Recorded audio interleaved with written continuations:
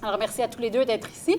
Alors, Marie Leclerc, j'avais envie de commencer justement par l'article que vous signez dans la revue Liberté. Vous expliquez très bien là-dedans qu'est-ce qui vous a amené à l'écrire, ou en fait, qu'est-ce qui a alimenté votre réflexion. Donc, 2 articles à la une du Devoir, parus en 2011. Les 2 parlent de suicide, mais en des termes très différents. Alors, pouvez-vous nous raconter un peu? Oui, oui, effectivement. C'était pendant le printemps arabe. En fait, pour ceux qui n'ont pas lu l'article, je vais le résumer un petit peu. À la une du Devoir, il y avait 2 articles comme placés en côte à côte, sans qu'il y ait aucun lien ébauché entre ces 2 articles-là. Et donc, dans le premier, on racontait un petit peu qu'est-ce qui avait conduit Mohamed Bouazizi, qui est un jeune Tunisien qui, par son suicide, par immolation, en fait, a été un petit peu ce qu'on associe au déclenchement du printemps arabe. Et on racontait son histoire. Donc, il y avait sa sœur qui était citée, puis qui disait, dans le fond, qu'il avait été exposé à vraiment plusieurs injustices. Il travaillait comme vendeur itinérant. On lui avait confisqué son permis, confisqué ses affaires, et là, il était vraiment comme au bout du rouleau. Puis finalement, on comprenait assez bien ce qui l'avait mené là.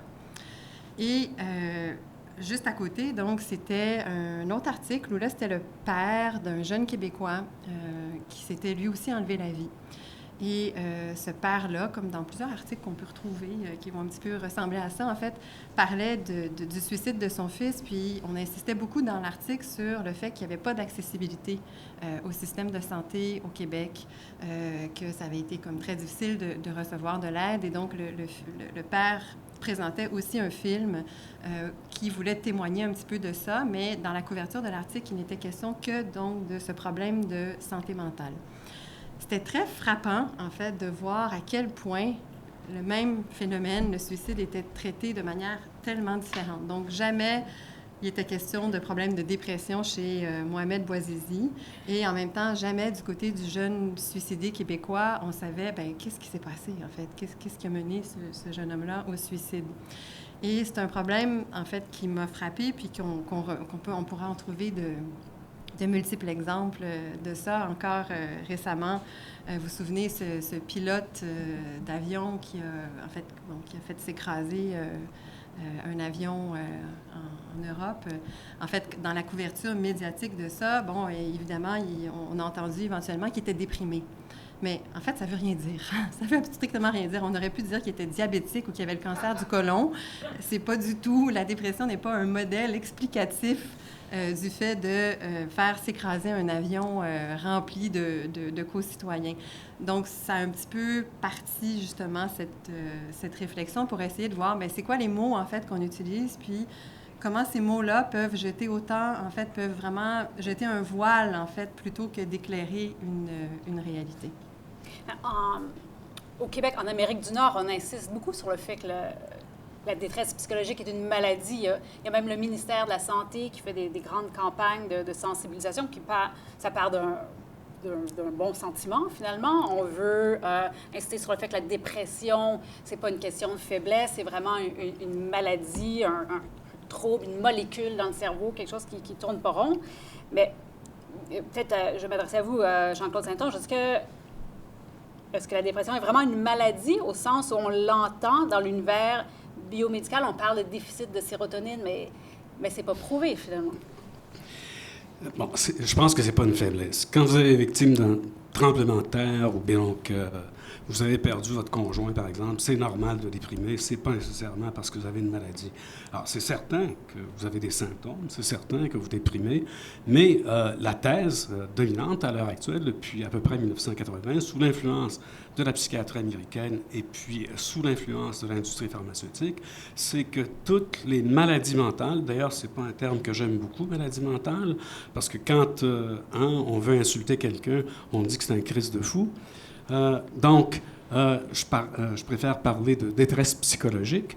Alors, donc, on pense effectivement, je veux dire, depuis ce temps-là, que les maladies mentales, toutes les maladies mentales sont des maladies biologiques. Et puis, la dépression, comme le TDAH, comme bien d'autres, ce serait causé par un déficit d'un neurotransmetteur ou de 2 neurotransmetteurs ou 3 ou 4, on ne sait pas, véritablement, dans le cerveau. Alors, pour, par exemple, la dépression serait causée par un manque de sérotonine dans le cerveau.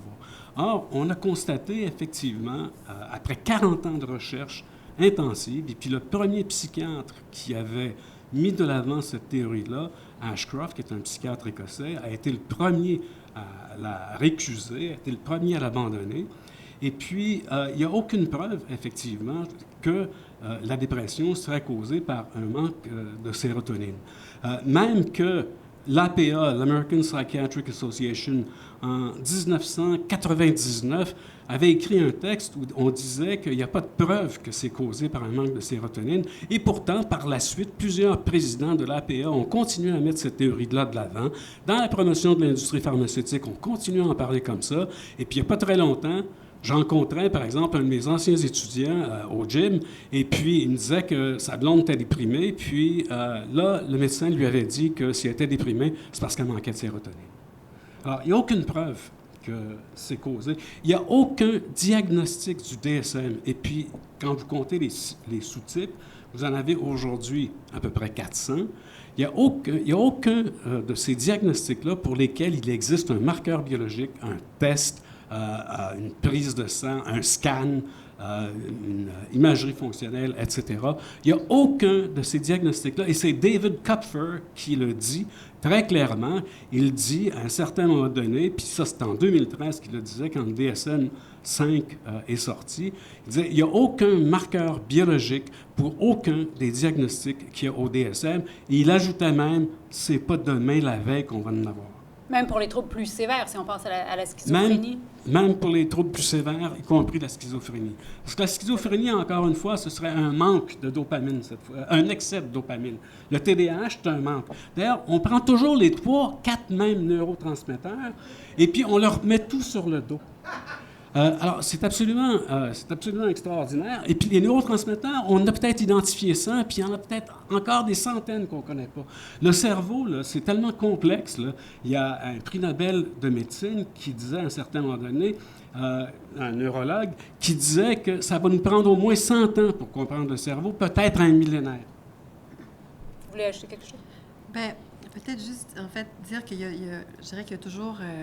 deux volets, en fait, à ça. C'est vrai que, d'une part, on va méprendre des corrélations avec une causalité. Donc, il peut y avoir, quand on fait des études, on pourrait très bien voir que, par exemple, un bon pourcentage de gens déprimés qui ont une baisse de sérotonine. Puis d'ailleurs, on a toujours l'impression que la sérotonine, on l'a dans la tête, mais en fait, on a beaucoup plus de récepteurs au niveau du système digestif que dans le cerveau. Ça, c'est la première chose. C'est pour ça que ça marche souvent, ces médicaments-là. Une maladie du cerveau ou des intestins. C'est ça, pour bien d'autres choses. Donc, ça c'est un premier volet. Donc, puis le deuxième problème, c'est que même quand, effectivement, on trouve des corrélations, en fait, qui sont importantes. Donc, si on arrive, par exemple, à montrer que dans un bon nombre de cas, disons qu'il y a une baisse de sérotonine, le problème, c'est que avec le diagnostic, avec la façon dont sont faits les diagnostics, c'est qu'on a regroupé un paquet d'individus qui, finalement, sont fort différents. C'est-à-dire qu'il y a plusieurs raisons pour lesquelles vous pouvez vous retrouver en baisse d'énergie, en manque de motivation, et il y a beaucoup plus de différences entre les gens que de similitudes. Ce qui fait que l'idée de trouver justement un marqueur à partir des diagnostics actuels, c'est une des raisons pour lesquelles, effectivement, les psychiatres qui travaillent sur le DSM se rendent compte, en fait, qu'on n'y arrivera pas parce que les systèmes de classification... On a des problèmes avec nos diagnostics à la base.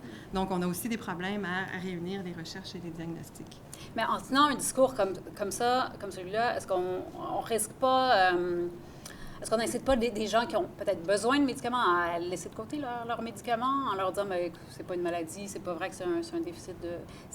les antidépresseurs, ça aide quand même certaines personnes. On voit que la hausse des prescriptions d'antidépresseurs est corrélée quand même avec une diminution du nombre du taux de suicide. Bon, c'est sûr qu'on peut pas prouver que c'est lié, mais est-ce qu'il ne faut pas être prudent quand même?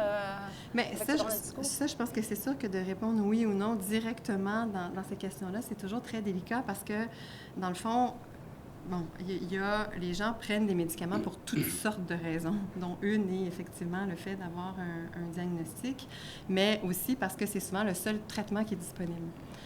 Et c'est l'offre qui est là en ce moment. Alors, effectivement, si on est extrêmement mal, puis ça, on le vit quotidiennement, les cliniciens, avec des gens qui sont très, très mal, ils se sont dit, bien, je suis tellement mal, là, je peux juste l'essayer, puis on va voir. En fait, les gens sont pas fous, là. S'ils prennent des médicaments, c'est parce qu'ils veulent, dans le fond, en faire aussi de l'expérience éventuellement, puis qu'il y a aussi tous ces facteurs-là qui sont véhiculés, qu'on le sait que ça a aidé certaines personnes, mais ça les a pas tous aidés. Puis souvent, dans l'expérience individuelle, en fait, il y a une phase au début qui fait, bon, c'est souvent le premier geste aussi qui est associé au fait d'être pris en charge, en fait, d'être entendu par quelqu'un. Donc, on commence à s'intéresser à cette souffrance-là.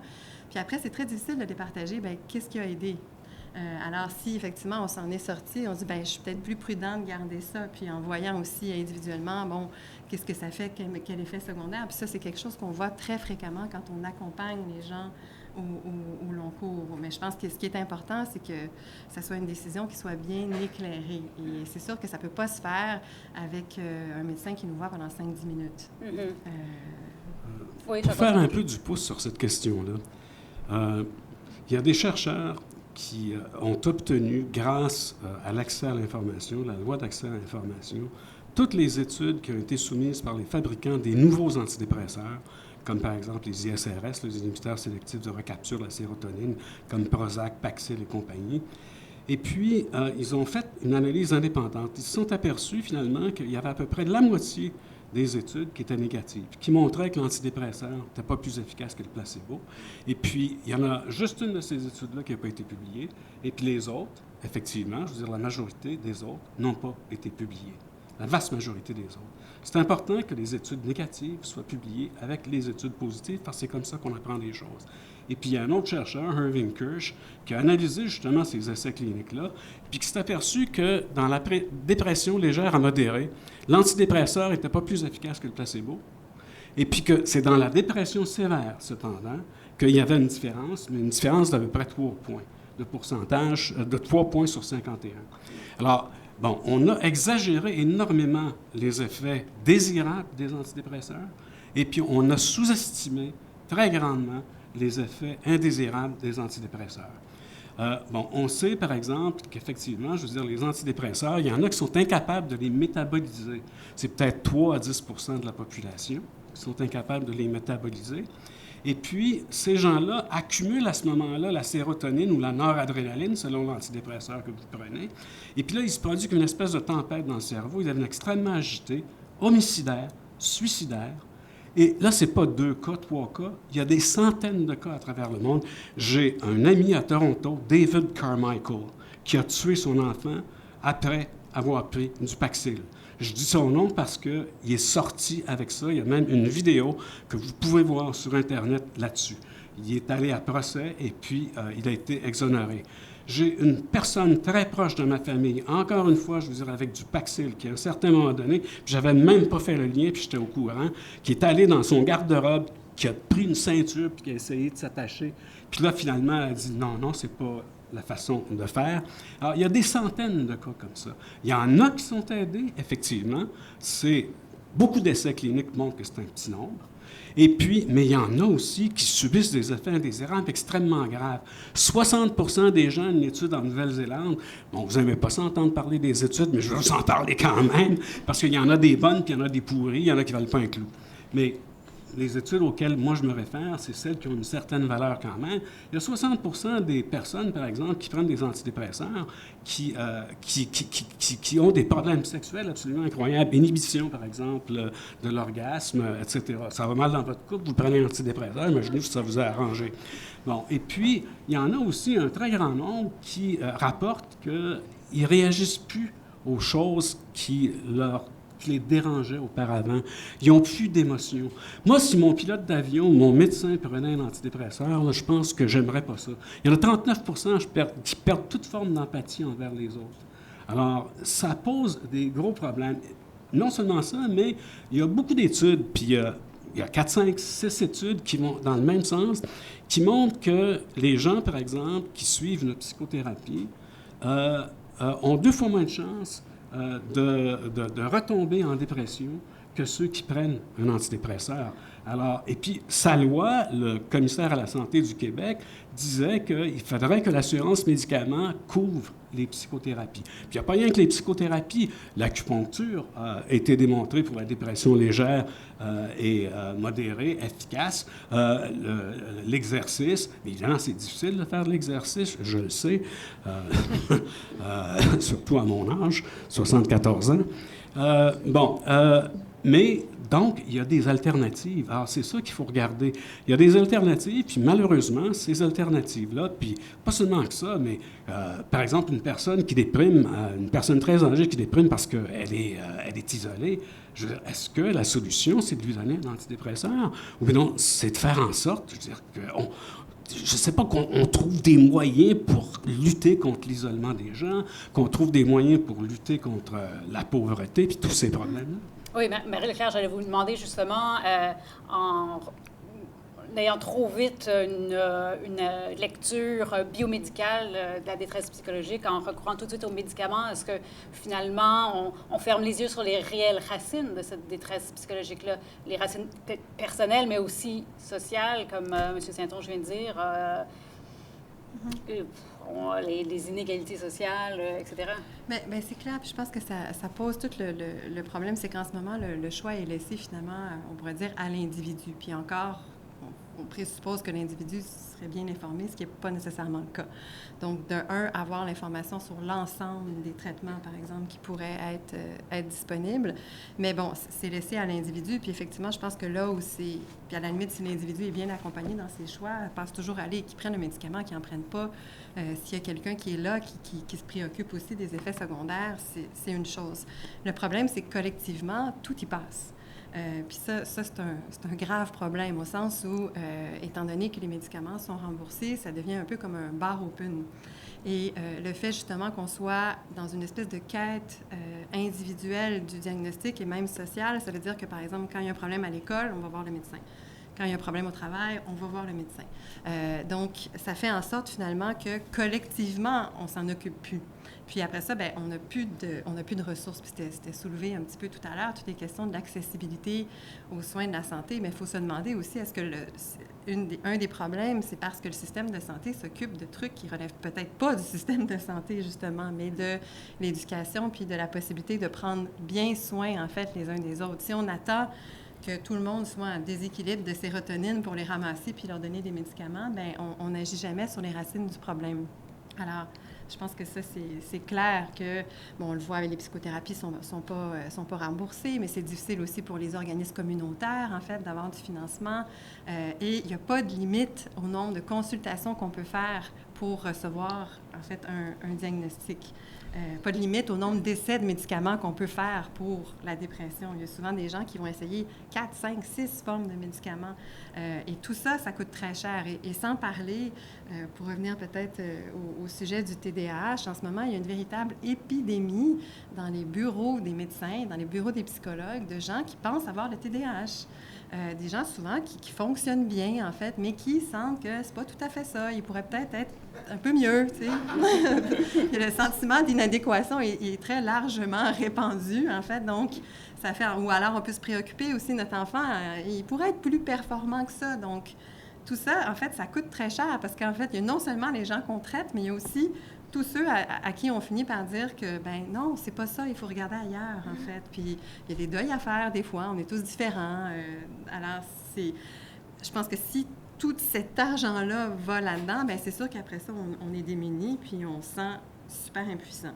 Puis ça, c'est peut-être le dernier aspect, parce que j'entendais les deux médecins parler. Je pense que le manque d'empathie des médecins, à la longue, vient aussi du fait qu'ils se sentent impuissants parce qu'ils donnent des médicaments puis ça ne marche pas. Puis les gens sont encore pas bien, puis ils reviennent, puis ça va comme pas mieux. Alors, ça devient très décourageant.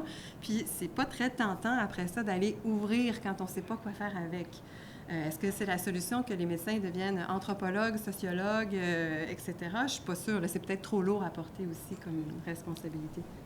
Sur cette question-là de la multiplication des diagnostics et puis la multiplication du nombre de prescriptions, aux États-Unis, sur une période de 26 ans, par exemple, les prescriptions pour les antipsychotiques, qui sont des médicaments extrêmement puissants, les antidépresseurs, ont augmenté de 4800 %. Et puis ici, au Québec, sur une période de 10 ans, l'augmentation de psychostimulants, ça a été multiplié par 4 en 10 ans. C'est énorme. Bon. Et puis, ce qu'il faut voir, c'est que une des raisons, il y a plusieurs raisons, là, il n'y en a pas seulement qu'une, mais c'est que la psychiatrie américaine particulièrement, et puis on a été très influencé par ce modèle-là, la psychiatrie américaine et l'industrie pharmaceutique ont redéfini les maladies. Hein, on a élargi le périmètre de ce qui constitue une maladie mentale. Avant, vous aviez la dépression endogène, qui est la dépression très sévère, là, mais très dure. Là. Puis vous aviez la dépression exogène, là, qui est la dépression situationnelle. Tu déprimes après un tremblement de terre, tu déprimes après une peine d'amour. Qui c'est qu'il n'y en a pas eu de peine d'amour? En tout cas, vous êtes bien chanceux si vous n'en avez pas eu. Moi, j'ai eu mon lot de peine d'amour. Non, pas tant que ça, là. Bon, mais...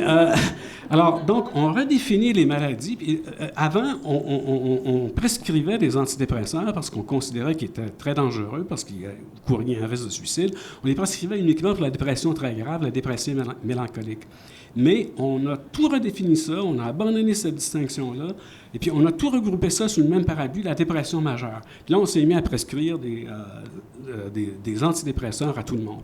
Ce qu'on fait aussi, c'est qu'on abaisse les seuils des différentes maladies.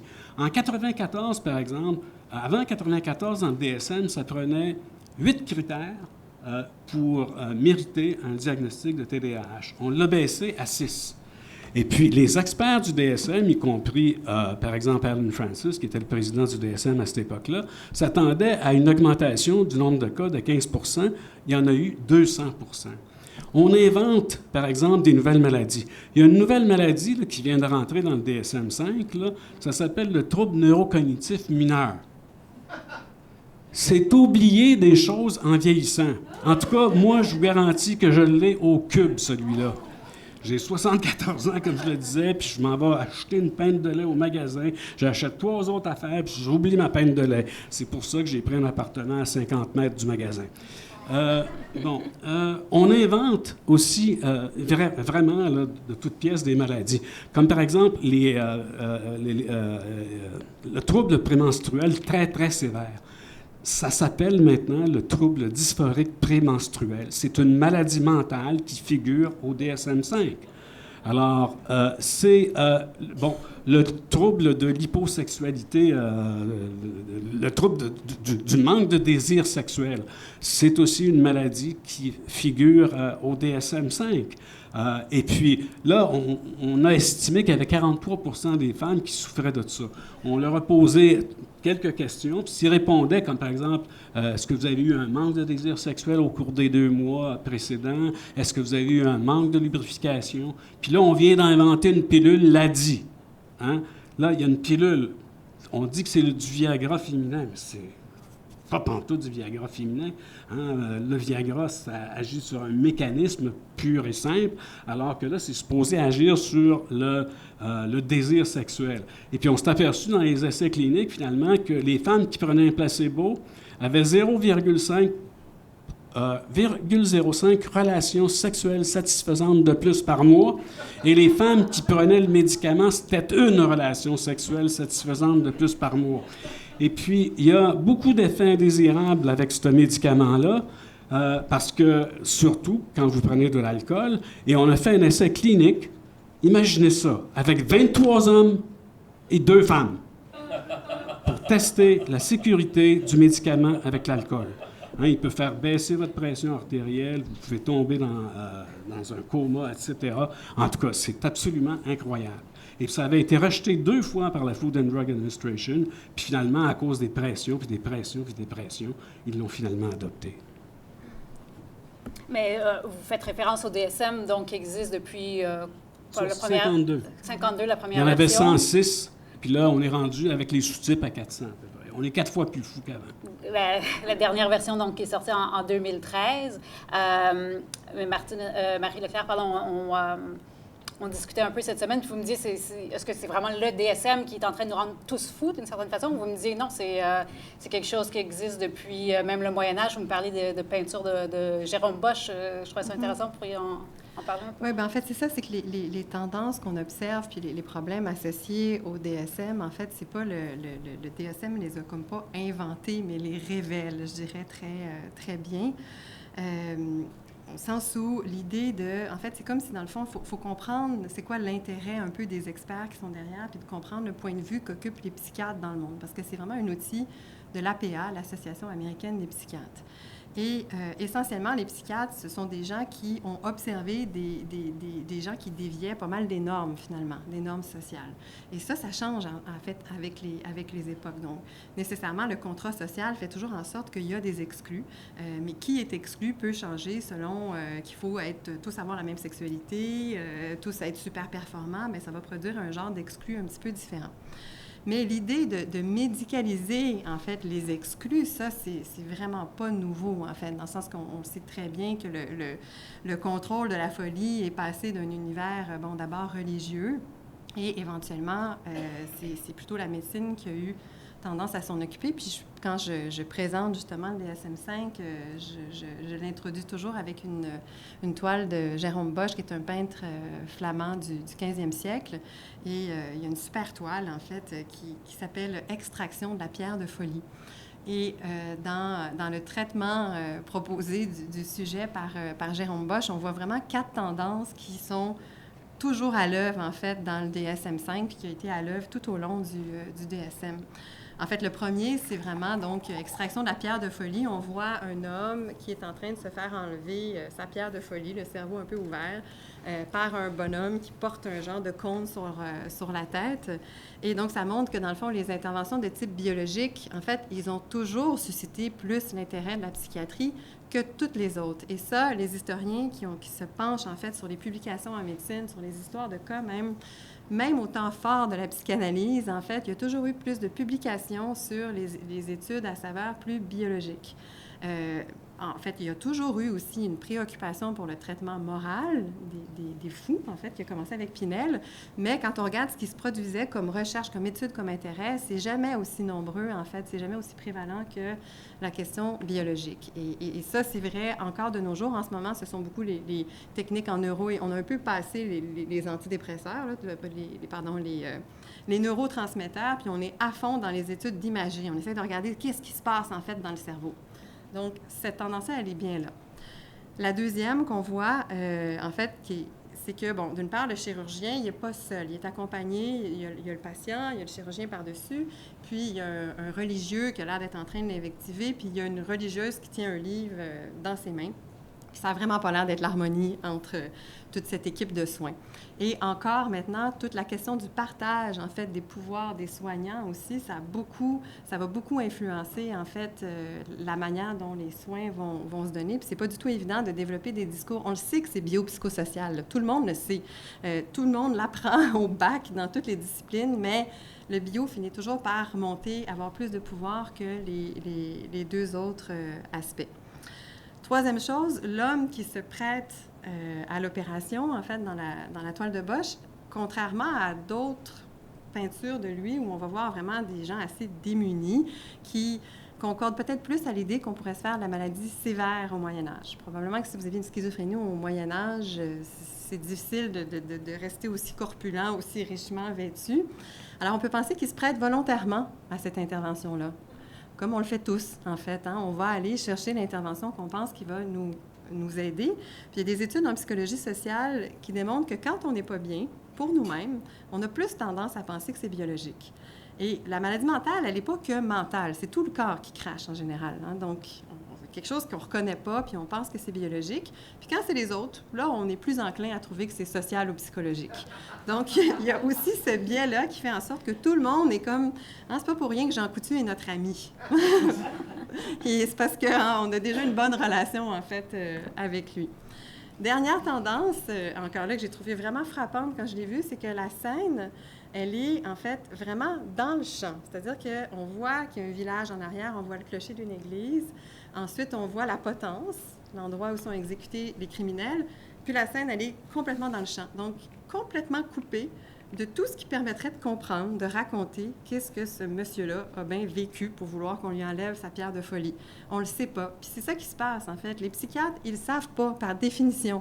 Je veux dire, ils sont éloignés du milieu de l'école, etc. Donc, c'est sûr que l'outil qu'ils produisent va, en fait, avoir tous ces biais-là, en fait. Et quand on lit l'introduction du DSM, c'est marqué. Le problème, c'est que personne ne la lit. Surtout pas les compagnies pharmaceutiques, surtout pas les juges aussi qui se retrouvent pris dans cette situation-là, et surtout pas tous ceux qui vont consulter. Donc, à chaque version du DSM-5, effectivement, on est confronté au même problème. Mais la question, c'est est-ce qu'on attend vraiment que ce soit l'APA qui décide de ça, ou est-ce que c'est plutôt une question qui doit être débattue ailleurs, en fait, et qui, en fait, qui concerne tout le monde, pas seulement les experts, mais qui concerne la société au complet. Marie-Claude, tout à l'heure, parlait des déterminants sociaux de la santé. Bon, j'ai un petit diagramme ici, vous ne verrez quasiment pas, je me demande pourquoi je vous le montre, sur les déterminants de la santé qui a été produit par le Center for Disease Control, le Centre de contrôle et de prévention des maladies aux États-Unis. Ce que vous voyez en noir, là, ce qui détermine la santé, là, c'est la biologie et puis les gènes. Le reste, là, la plus grosse portion, là, c'est le contexte social et puis écologique. Et puis après ça, les soins médicaux et puis les habitudes de vie.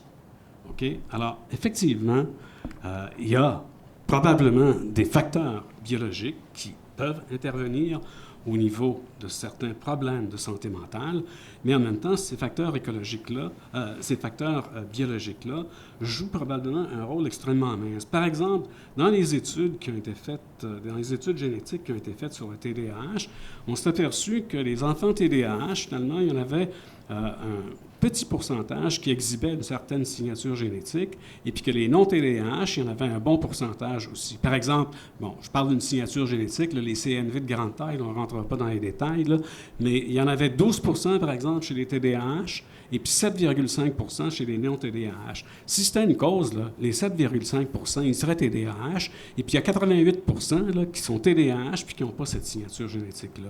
Alors peut-être que oui, effectivement, je veux dire, les gènes peuvent conférer un risque mineur dans certaines pathologies, certaines conditions mentales, mais en même temps, on n'a pas découvert la cause, et puis l'imagerie médicale, je veux dire, pour les problèmes psychiatriques n'est pas au point. Et puis, ça va prendre peut-être un bon bout de temps avant que ce soit au point, parce que, je veux dire, il y a des centaines de milliers de neurones qui ne sont pas visibles. Et puis, ce n'est pas le cerveau qu'on voit, là, c'est l'afflux de sang qu'on voit. Alors, c'est une espèce de substitut, une espèce de marqueur qui tient lieu. Ce n'est pas les neurones qu'on voit. Alors, et puis, il y en a beaucoup, des spécialistes de l'imagerie médicale, bon, qui disent que ce n'est pas à cause des limitations de notre technologie, mais c'est à cause de la complexité du cerveau.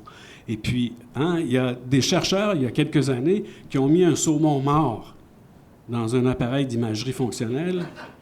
Et puis, ils ont noté une activité dans le cerveau du sujet en question. OK? Alors, donc, il y a des limitations à l'imagerie médicale. Et puis, ce n'est pas pour nier là, l'utilité de l'imagerie médicale, là, mais je veux dire, ce n'est pas des technologies qui sont encore au point en psychiatrie, et ça va prendre bien du temps avant qu'effectivement ce soit au point en psychiatrie. Marie-Leclerc, vous avez dit que n'importe quel intervenant en santé mentale sait que fondamentalement c'est un problème qui est biopsychosocial. Et bon, ils ont beau avoir une copie du DSM entre les mains, c'est quand même leur jugement clinique, j'imagine, qui prévaut. Enfin, on l'espère. Est-ce que vous jugez-vous comme psychologue clinicienne que vous manquez de temps, vous manquez de ressources? Qu'est-ce que ça prend pour prendre les gens en charge de façon plus holistique, si on veut? Bien, en fait, comme psychologue clinicienne, je dirais que c'est peut-être plus un problème d'accès, au sens où je pense que c'est très difficile pour les gens d'avoir accès à des psychologues. En général, ça passe vraiment plus par la médecine. Puis d'ailleurs, aussi, c'est qu'avant même que le problème soit reconnu comme un problème mental, ça prend déjà souvent, ça se présente pas toujours comme ça. Je veux dire, si vous avez, on n'a pas idée du nombre de personnes qui font juste tomber à un moment donné. Ça commence par une infection, par-ci, par-ça, puis à un moment donné, il n'y a plus rien qui marche, en fait. Donc déjà, d'isoler un problème comme mental, alors qu'il part d'une complexité puis qui se manifeste par le corps aussi au complet, c'est déjà autre chose. Donc, je pense que ça justifie que la porte d'entrée soit souvent le médecin de famille, qui en a comme déjà pas mal à faire, là, au sens où il y a déjà souvent plein d'autres choses qui se passent puis sur lesquelles il doit agir. Et donc, généralement, quand les gens arrivent à moi, oui, on a le temps de regarder ça, mais souvent, en fait, ils n'y arrivent pas nécessairement. Puis, je pense qu'il y a aussi, à la limite, le risque pourrait être le même, encore là. Je pense qu'il y a vraiment un gros problème d'accès à la psychothérapie, c'est évident, mais je pense aussi qu'il y a un gros problème d'accès, dans le fond, au communautaire, puis à bien d'autres structures qui peuvent jouer ce rôle-là. Parce que, dans le fond, je lisais à un moment donné, j'avais failli en parler, mais je manquais de temps dans mon article. En fait, je lisais dans un livre de Denis Delage que les Amérindiens, avant l'arrivée des Européens, quand il y avait quelqu'un dans la tribu qui n'allait pas trop bien, en fait, ils faisaient une espèce de conseil, puis ils se mettaient tous ensemble, puis là, ils interprétaient ses rêves. Puis là, ils essayaient de voir c'était quoi le désir, en fait, bafoué, puis qu'est-ce qui faisait que la personne, elle avait comme une mauvaise humeur. Puis en fait, ce travail-là, qui est associé d'ailleurs à l'effet aussi placebo, il est très important.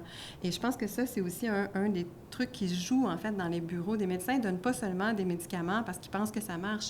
Ils en donnent aussi parce qu'ils veulent faire quelque chose. Parce qu'à un moment donné, être confronté à des gens qui vont vraiment pas bien, puis surtout quand s'ils ont l'impression qu'ils ne savent pas trop ou qu'ils n'ont pas le temps d'écouter, ben, c'est être confronté à l'impuissance sur une base comme continue. Alors, de donner quelque chose, ben, c'est au moins... c'est donner un geste de consolation, en fait. Puis, on le sait que l'écoute a vraiment cette fonction-là. Puis, la psychothérapie, c'est sa base, en fait. C'est l'écoute, c'est le fait d'écouter quelqu'un, d'être patient, d'attendre la mise en récit de ce qui se passe. Mais je pense aussi que ça peut se faire ailleurs. Est-ce que c'est une responsabilité collective, d'une certaine façon? Bien, je pense que oui. En fait, je pense que en tout cas, ça vaut la peine de réfléchir à qu'est-ce qui arrive quand on ne le fait pas. Puis j'ai un autre exemple qui me vient parce qu'avec les résidents en médecine à qui j'enseigne, on les sensibilise beaucoup à cette question-là. Puis des fois, par exemple, ils vont avoir des gens qui ont été comme polytraumatisés ou qui, lors d'une intervention médicale, il y a quelque chose qui peut ressortir d'une histoire qui doit être racontée. Puis le médecin qui est pressé, il y a ses superviseurs qui l'attendent, il est à l'urgence, il y a plein de monde malade. Puis là, qu'est-ce qu'il fait avec ça? Puis souvent, les résidents nous disent, mais qu'est-ce que je dois faire? Puis en fait, c'est comme si à un moment donné, effectivement, tout le monde doit poser sa pierre parce qu'il y a des histoires à raconter qu'il faut qu'ils soient entendues quand ça se passe, en fait. Puis chacun a, je pense, une responsabilité, en fait, humaine face à ça. Puis on peut tous le vivre. Hein? Par exemple, si on manque de se faire frapper par une voiture, ou quand il nous arrive d'avoir presque un accident. Bon, on ne s'est pas fait frapper, tout est correct. Qu'est-ce qu'on fait? On appelle quelqu'un. Ça ne change pas l'événement. Je veux dire, il n'y a rien à changer, mais c'est naturel. Il faut qu'on puisse le faire porter. Puis je pense que cette partie-là, dans les discours, par exemple, en ce moment, du ministre sur le fait qu'on doit tous avoir un médecin de famille, mais comme pour faire quoi? C'est-tu pour nous écouter? Est-ce qu'ils peuvent vraiment le faire s'ils ont juste comme 20 minutes?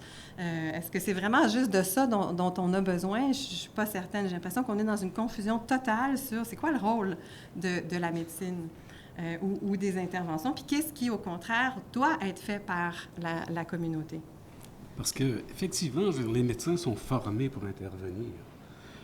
Mais très souvent, je veux dire, comme par exemple, quand quelqu'un se présente dans le bureau du médecin qui est déprimé, que ça va mal dans sa vie et tout le reste, le médecin, il veut l'aider.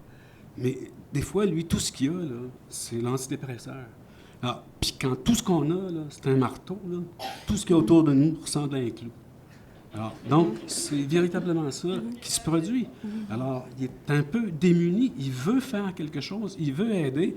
Puis comme je le disais, comme la moitié des études négatives sur les antidépresseurs n'ont pas été publiées, l'information, très souvent, qu'il a des compagnies pharmaceutiques et des médecins qu'on appelle des leaders d'opinion qui sont payés par l'industrie pharmaceutique pour rédiger ce qu'on appelle des guides de pratique, des lignes directrices. Bon, cette information qu'il a, elle est incomplète. Il y a combien de médecins au Québec là, qui se sont mordus les doigts, j'en connais, là, après avoir prescrit du Vioxx, là, hein? Parce qu'ils avaient cru le message de la compagnie, que ça ne causait pas de problèmes gastro-intestinaux, que c'était un bon médicament, et puis même que les représentants de la compagnie s'étaient fait dire par leur patron que s'il y a des médecins qui vous parlent de crise cardiaque après avoir pris du Vioxx, vous ne leur répondez pas, vous les référez au quartier général. C'est la même chose, par exemple, avec le Zyprexa, qui est un antipsychotique, qui peut causer, qui peut causer du diabète. La directive qu'ils avaient reçue de leur compagnie, c'était que si les médecins abordent cette question-là, vous n'en parlez pas avec eux autres. Alors, l'information, puis là, tout à l'heure, on parlait, je veux dire, des problèmes avec la médecine, c'est que depuis à peu près 1980, l'influence de l'industrie pharmaceutique, l'influence des compagnies, par exemple, qui fabriquent des appareils médicaux ou des dispositifs médicaux comme des hanches artificielles, a grandi énormément sur toute la médecine, pas juste la psychiatrie, encore plus sur la psychiatrie, parce qu'on n'a pas de diagnostic, il n'y a pas un test qui va pouvoir identifier une dépression. Alors, toute cette influence-là est importante, et puis très souvent, l'information qui arrive aux médecins est incomplète, elle est biaisée, et puis parfois, elle est carrément manipulée. Alors, donc, les médecins se retrouvent parfois dans des situations extrêmement délicates. Ils ne savent plus quoi faire. Si je ne respecte pas ce que me dit mon guide de pratique, je vais-tu me faire chicaner par le Collège des médecins? Les poursuites, il y en a beaucoup moins ici, mais c'est toujours un petit peu dans la tête de certains médecins une possibilité. Et puis, non seulement ça, mais ils se disent, il faut que je fasse quelque chose. Mais très souvent, l'information dont ils disposent, il n'y a même pas 43% des résultats des essais cliniques qui sont publiés. Alors, comment voulez-vous, je veux dire, à ce moment-là, agir en pleine connaissance de cause? C'est très difficile. Est-ce qu'il y a d'autres modèles qui existent ailleurs? On parle beaucoup du DSM. Bon, c'est un manuel qui est fait par l'Association des psychiatres américains. Il y a beaucoup d'influence en Amérique du Nord. En Europe, par exemple, il y a moins d'influence du DSM. On utilise plus un autre guide, je crois, qui est celui publié par l'OMS. Est-ce que le modèle est différent là-bas? La classification internationale des maladies pour l'Europe, mais le DSM fait de plus en plus son chemin en Europe. Et puis d'ailleurs, on voit le nombre de diagnostics, par exemple, de TDAH augmenter à mesure qu'il avance. Et puis en France, c'est la classification internationale des maladies... La classification des maladies de l'enfant et de l'adolescent. Alors, et d'ailleurs, la Haute Autorité de santé, en 2012, estimait que le TDAH était peut-être 2-3 % aux États-Unis. Même eux autres, ils disaient 2 % et d'autres études, ils disent 3,5 %. Alors qu'aux États-Unis, une étude qui a été faite par les CDC, par exemple, Centers for Disease Control, il y a 11 % des enfants de 4 à 17 ans qui ont reçu un diagnostic de TDAH, puis il y a un enfant sur 5 au secondaire qui a reçu le diagnostic. Là-dedans, il y en a peut-être 80-87 % qui prennent des médicaments. Et d'ailleurs, quand vous regardez, par exemple, les directives des agences de santé et puis les pratiques, aux États-Unis, la pratique, c'est de commencer par les médicaments et puis après ça, d'ajouter une psychothérapie si c'est nécessaire, mais il y en a très peu. En France et puis en Angleterre, on réserve les médicaments aux cas les plus graves. Et puis ici, les lignes directrices, par exemple, canadiennes de la CADRA, optent pour une approche multimodale, qui est mieux qu'aux États-Unis, mais en même temps qui implique à peu près nécessairement l'utilisation des médicaments. Alors, pourquoi tant, je veux dire, de différences, même de contradictions au niveau des traitements? Pourquoi, par exemple, tant de différences aussi au niveau, par exemple, de la fréquence du TDAH? Pourquoi, par exemple, certains groupes mettent de l'avant que le TDAH est une maladie pour la vie? D'autres disent que c'est 60 % qui conservent le diagnostic jusqu'à l'âge adulte. Biederman, qui est le psychiatre américain qui a mis le TDAH sur la carte, a fait une méta-analyse, il parle de 16 %. Et puis là, il y a une dernière analyse qui vient de sortir en Nouvelle-Zélande, qui a suivi des gens sur 38 ans, une étude relativement bien faite que j'ai lue. On parle de 5 % des adultes qui conservent leur diagnostic. Et puis, les symptômes qu'ils ont ne sont pas les mêmes que les symptômes des enfants TDAH. Vous retrouvez là-dedans? Est-ce que, étonnamment, il n'y a pas des gens qui désirent obtenir un diagnostic? Si on pense aux compagnies d'assurance, par exemple, si ça ne va pas bien au travail, moi, je vais vouloir avoir un diagnostic de dépression, ou si mon enfant a des difficultés à l'école, s'il y a un diagnostic, je ne sais pas...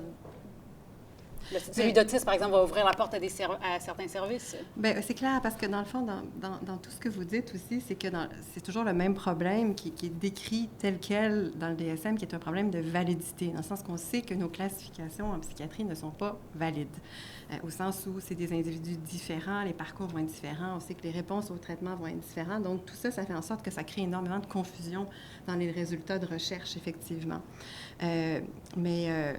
Excusez-moi, j'ai perdu la question en chemin. Ah oui, il y a des gens qui désirent avoir un diagnostic pour non, mais avoir c'est des ça. services. Le problème, c'est que, étant donné que, en fait, on a pris ces classifications-là avec toute la confusion qui les caractérise, puis qu'on les a mis dans tout le système social, en fait, sans savoir dans quoi on s'embarquait. Tout le monde pense, puis après ça, on essaye de dire, mais c'est pas vrai, finalement, là, ça. Mais en fait, on a oublié le pari, le pari initial, ce qui fait qu'effectivement, on en a besoin.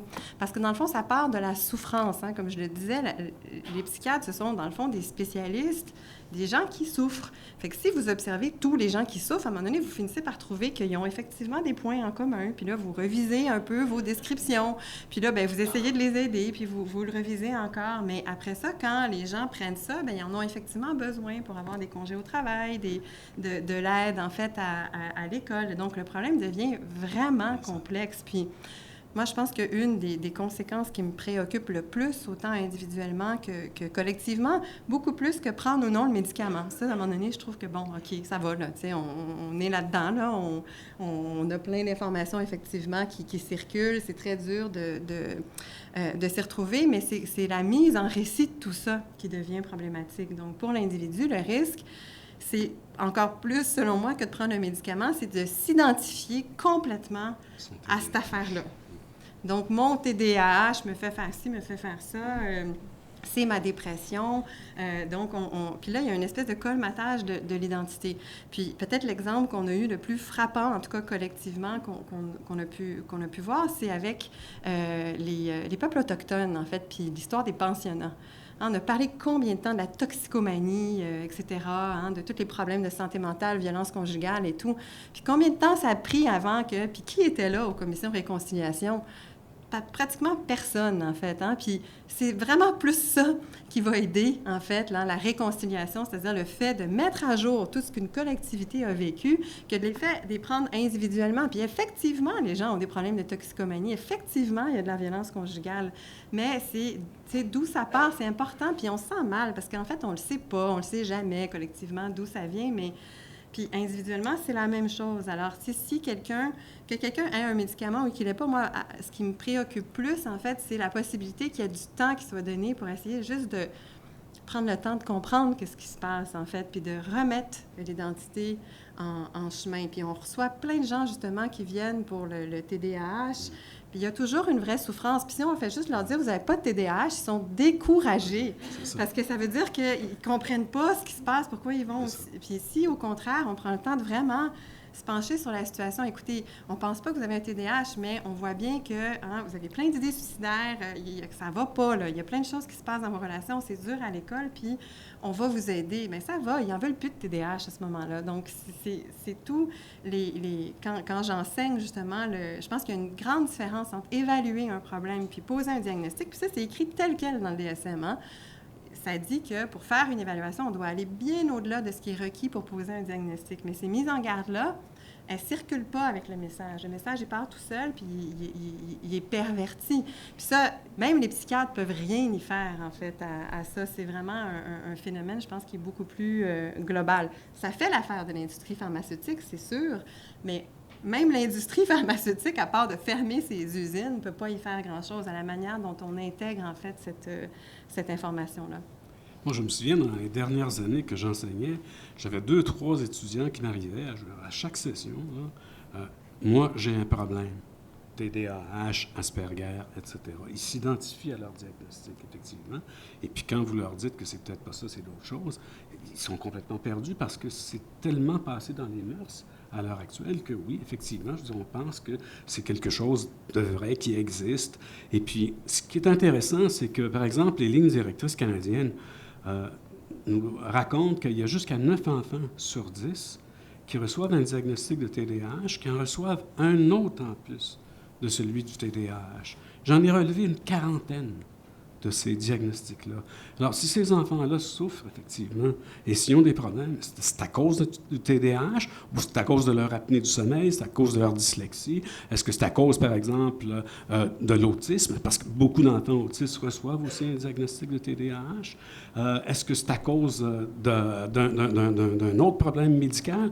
Est-ce que c'est à cause qu'ils sont rendus à l'adolescence? Parce qu'à l'adolescence, la montée des hormones, là, ça fait en sorte que vous êtes programmé temporairement pour vous coucher plus tard. L'école commence trop tôt le lendemain, vous êtes fatigué, vous risquez d'avoir un diagnostic de TDAH. Les enfants les plus jeunes dans leur groupe, là, par exemple, ça a été démontré aux États-Unis, ici, je veux dire en Colombie-Britannique, pas en Nouvelle-Zélande, mais en Islande, les enfants les plus jeunes dans leur groupe, il peut y avoir 1 an de différence entre les plus vieux et les plus jeunes, sont 60% à peu près plus à risque de recevoir un diagnostic de TDAH. Est-ce que c'est un TDAH ou du manque de maturité? Vous dites, Marie Leclerc, que certaines histoires ont besoin d'être partagées, d'être entendues, racontées. Est-ce qu'elles doivent nécessairement être racontées à des professionnels ou est-ce que... Ben non, en fait, je pense que pas nécessairement. En ce moment, c'est à des professionnels qu'on le raconte parce que c'est ça qu'on offre via tout cet accompagnement par la médecine, la médication. Mais en fait, une des conséquences de cette représentation, je pense qu'on a vraiment affaire à une représentation sociale de la maladie mentale, puis qui est partagée par plusieurs acteurs. Là. Ça va bien au-delà de la médecine. Mais dans le fond, c'est que c'est tout notre rapport aux normes. C'est-à-dire que forcément, il va toujours y avoir des exclus. Puis on a intérêt à savoir qu'est-ce qu'ils vivent, en fait, parce qu'à un moment donné, s'il y en a trop, bien, d'une part, ça va sauter. Tu sais, je veux dire, on peut pas, tout le monde ne peut pas avoir tout, puis il y a plein de monde qui n'ont rien, puis on n'écoute pas ce qu'ils disent, en fait. Donc, c'est sûr que les exclus sont toujours bizarres, sont toujours dérangeants, mais en même temps, si on les fait taire complètement, bien, je pense que c'est un problème, puis que la société se prive aussi d'une possibilité de savoir qu'est-ce qu'elle vit, puis en quoi ces normes sont peut-être intolérables, en fait, pour certains. Mais le fait de tout médicaliser, c'est qu'on devient aussi beaucoup plus intolérant face à ça. On se dit, bien, pourquoi il ne va pas se faire soigner, ou qu'il arrête de consommer, c'est fatigant, tu sais, ou la à l'école. La frontière entre le normal et le pathologique bouge. Puis ces problèmes-là, en fait, on peut voir le même phénomène pour la maladie mentale sévère, hein, parce que dans le fond, ce sont d'abord et avant tout des gens qui finissent par déranger la famille, déranger la société, mais dans le fond, les problèmes comme la dépression, pour l'attention, c'est la même chose, c'est un continuum.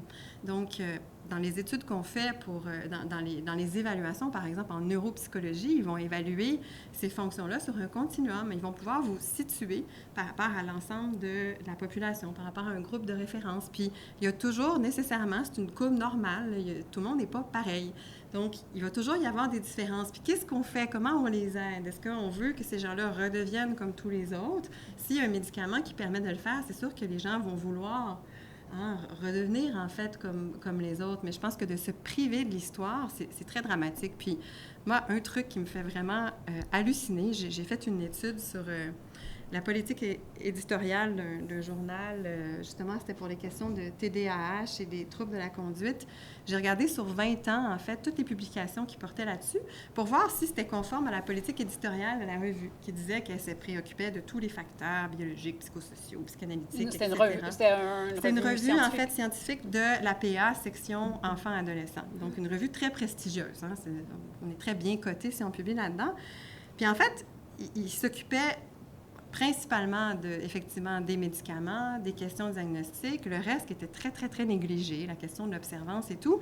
Mais ce qui était le plus frappant, c'était la pauvreté de la rhétorique, pour reprendre ce qu'on disait au début. C'est tellement plate à lire, là, c'est épouvantable. 20 sujets, à qui j'ai fait ça, la méthodologie, tout est rentré, c'est préformaté. On n'entend jamais l'expérience des patients, on n'entend pas l'expérience des soignants, puis c'est ça qui est représentatif, en fait, de la discipline. Là. Si vous voulez avoir du fun, il faut vraiment aller lire d'autres choses. Alors ça, c'est assez triste, puis c'est un risque. Je pense qu'on voit que cette tendance-là, malheureusement, elle pénètre toute la société. Donc, plus de dialogue entre l'employeur et l'employé, ça passe par dépression, l'assurance, peut-être avec un peu de chance, un ergothérapeute va vous accompagner au travail pour voir si c'est gérable. Mais, dans le fond, l'employeur aussi se prive de savoir, bien, qu'est-ce qui s'est passé? Qu'est-ce qui est arrivé? Là? Pourquoi tout le monde part? On voit vraiment, quand on travaille dans les cliniques, qu'il y a des endroits très problématiques, puis les congés de maladie arrivent en masse.